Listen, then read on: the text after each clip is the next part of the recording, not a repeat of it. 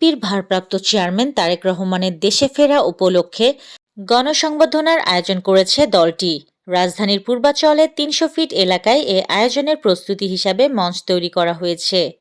রাজনৈতিক কার্যক্রম নিষিদ্ধ থাকা বাংলাদেশ আওয়ামী লীগ আসন্ন জাতীয় সংসদ নির্বাচনে অংশ নিতে পারবে না বলে জানিয়েছেন প্রধান উপদেষ্টার প্রেস সচিব শফিকুল আলম। বাংলাদেশে আসন্ন নির্বাচন ভেস্তে দিতেই শরীফ ওসমান হাদীকে গুলি করে খুন করা হয়েছে, এমনটাই অভিযোগ করলেন নিহতের দাদা শরীফ ওমর হাদী। তিনি আঙুল তুলেছেন বাংলাদেশে মোহাম্মদ ইউনূসের নেতৃত্বাধীন অন্তর্বর্তী সরকারের একাংশের দিকে।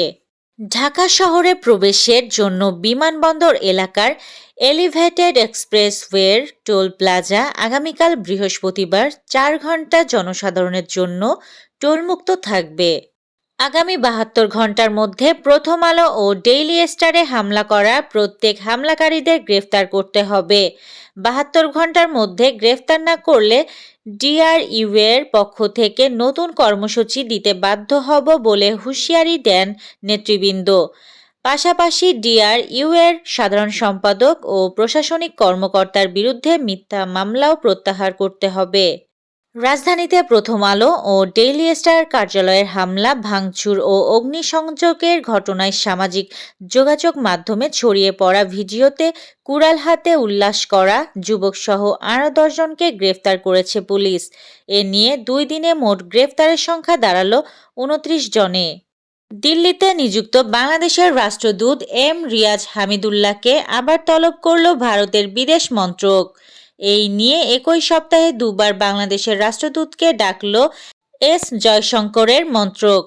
গ্রিনল্যান্ডে যুক্তরাষ্ট্রের প্রেসিডেন্ট ডোনাল্ড ট্রাম্পের নতুন নিযুক্ত দূত জেফ ল্যান্ডি বলেছেন, দ্বীপটি দখল করার কোনো উদ্দেশ্য যুক্তরাষ্ট্রের নেই, তবে গ্রিনল্যান্ডের ভবিষ্যৎ নিয়ে বাসিন্দাদের সঙ্গে সংলাপ শুরু করতে চায় যুক্তরাষ্ট্র। গোল করে একসময় তিনি নাচতেন দর্শকদের সামনে, এখন গোল নেই, তাই নাচও নেই, আছে শুধু দর্শকদের দুয়ো। বয়স কেবল একটি সংখ্যা। ক্রিস্তিয়ানো রোনালদোর ক্ষেত্রে কথাটি এমনভাবেই উপস্থাপন করলেন পর্তুগাল জাতীয় দলের কোচ রবার্তো মার্টিনেজ। আগামী ফেব্রুয়ারিতে ৪১ বছরে পা রাখবেন রোনালদো। তবুও পর্তুগালের শুরুর একাদশে তিনি কেন এখনও অবিসংবাদিত, তার পেছনের যুক্তি পরিষ্কারভাবে তুলে ধরেছেন স্প্যানিশ কোচ। এই ছিল আজকের শীর্ষ সংবাদ। ছিলাম আমি ইয়াসমিন আক্তার, সুরমা টিভি 24।